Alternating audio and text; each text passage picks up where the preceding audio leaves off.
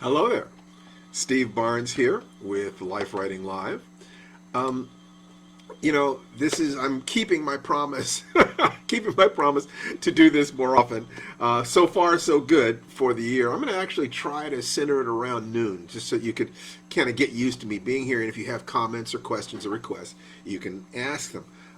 These are going to be short and hopefully sweet. And I hope that everybody out there is feeling good, and hopefully you've made some plans for the year, and you're starting to take those actions that'll help bring your plans to life.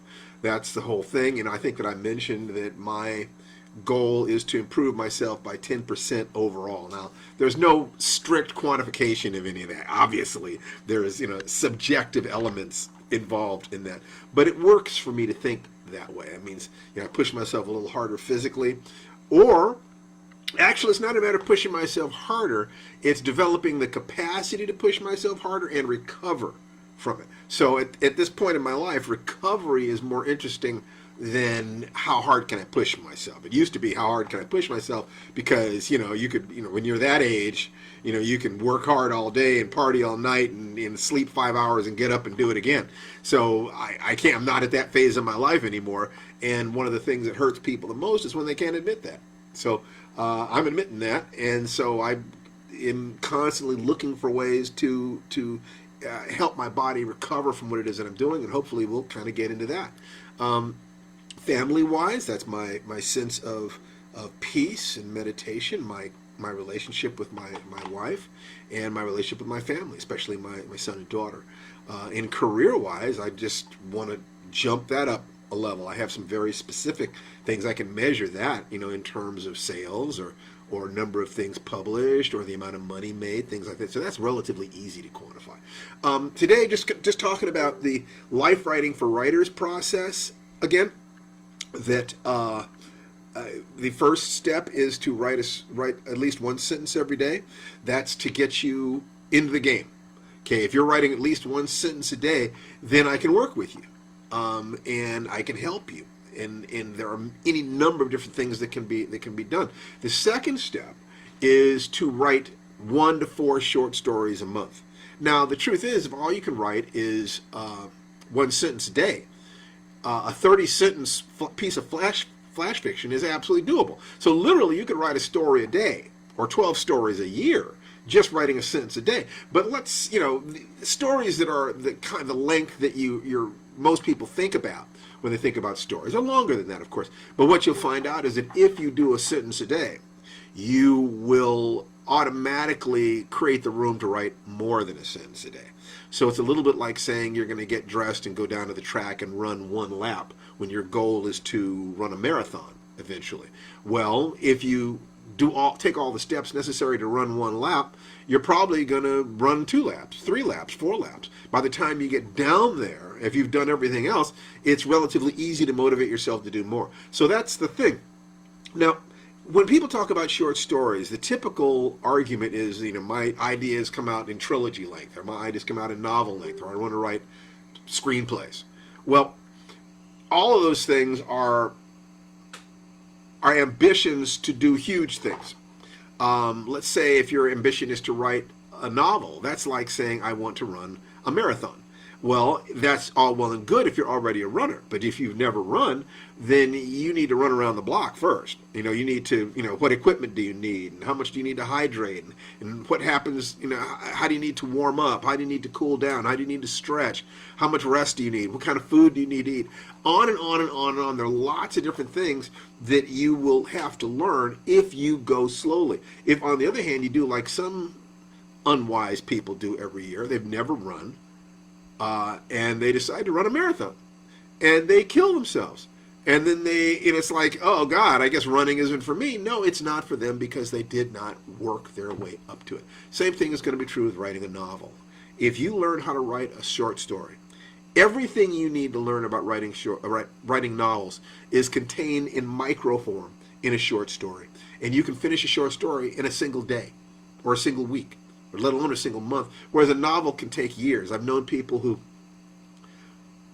have unfinished novels that they've been working on for decades, and what they never did was tell the truth that they're afraid to finish. that they don't know how to finish, that they have emotional blockages or mental misconceptions or executive function, lack of executive function. That if they'd ever said, listen, I'm scared to finish this and I have a hard time, I'm confused, they would then be able to go out and get the resources necessary to solve those problems. I mean, that's what intelligence is. Intelligence is problem solving. So you want to set up a situation where every day you're becoming more and more conversant with your problems, with what it looks like on the inside of your heart, what it looks like on the inside of your head, and beginning to know yourself and say, okay, I have a hard time keeping commitments. When I do keep commitments, it's because I made them to somebody else, or because there is some pain involved, or because there's a big reward involved. Learning how you do what you do is learning how to operate the machinery of your heart and your head and your body. If you keep track of these things, if every day you engage yourself with your body, you engage yourself with your heart, you engage yourself with your mind, you start getting information, you start getting feedback about who you are, what works, what doesn't work, under what circumstances do you function well. For instance, my wife, Tananarive, has a psychological aspect that I call obsesso. When obsesso kicks in, obsesso will work 10 hours a day and think it's tap dancing. I mean, just think it's for fun. And there are very specific, and also obsesso is brilliant.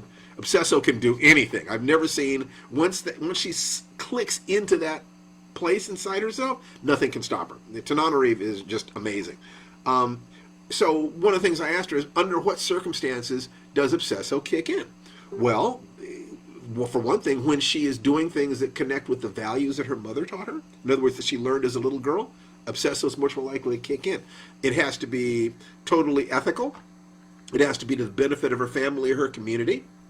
There are any number of things. That's not entirely true. Sometimes it's just for herself. That's true. That's true. It has to connect to something she wants or that she wants to do for the people that she loves.